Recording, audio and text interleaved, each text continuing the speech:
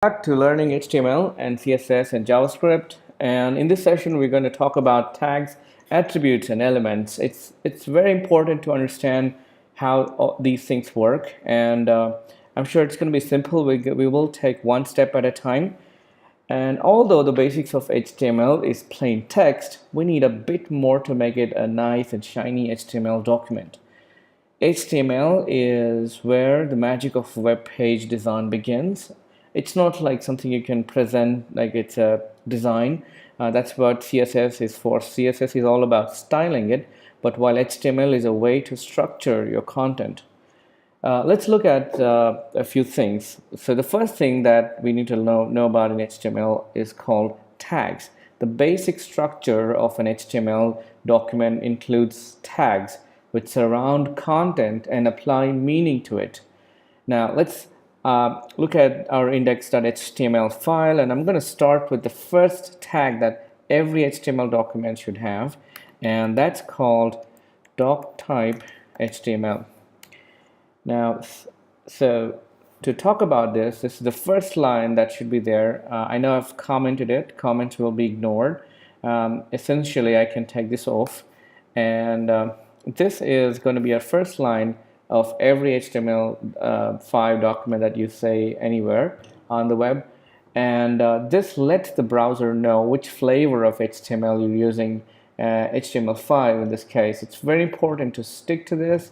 If we don't, then we can't really control how the browsers work, and browsers will assume that you don't really know what you're doing, and then it'll make way for a lot of confusion. So make sure you include this. Now, the next element is called an HTML tag, and I'm talking about some words here, some keywords. I mentioned something called as an element. Now, this is called a beginnings tag, and this is called an ending tag, or in other words, opening tag and an ending tag. And the stuff between them is called elements. So here, inside of this, usually there will be something called as a body tag, and this is essential. Body is your the body of the web page. Everything right from the nav bar, the navigation bar, all the way to the footer lies in between this. So they form elements of a body tag. All right, I'll explain this even more as we break it down. So for example, I'm going to write a paragraph, for example, and this is the beginning tag of a paragraph, and this is a closing tag of a paragraph. And anything I type inside or in between these tags is called an element. So let me just say this is my first paragraph.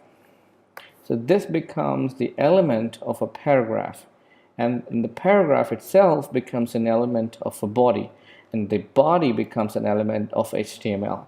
And this inheritance or this relation is important to understand as we go about writing complex HTML. Now, let's look at something else. It's called an attribute. So tags can also have attributes, which are extra bits of information. Attributes appear inside of an opening tag. For example, I'm going to ID this and give this some sort of a value. Now the ID is called an attribute, or let me write it this way. This is an attribute, and an attribute will have some sort of a value. We'll come across with tags with attributes later.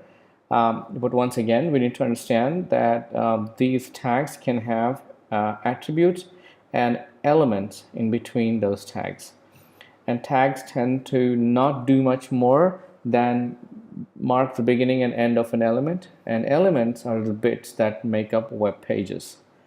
You'd say, for example, everything that is in between, let's say, let me add one more, for example.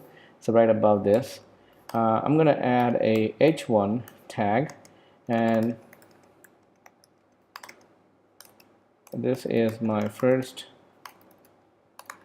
heading, and now this is called h1 element.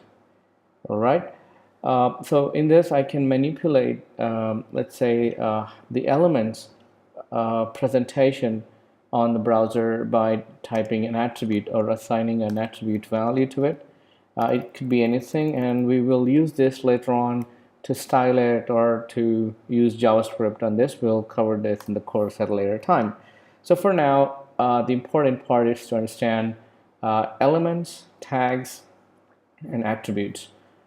And let's see how the browser is looking. So I'm going to close this, and this is our live preview of how our first web page is looking. All right, so I hope you understood all of this, and we'll look to work on a lot more in the next class. See you around.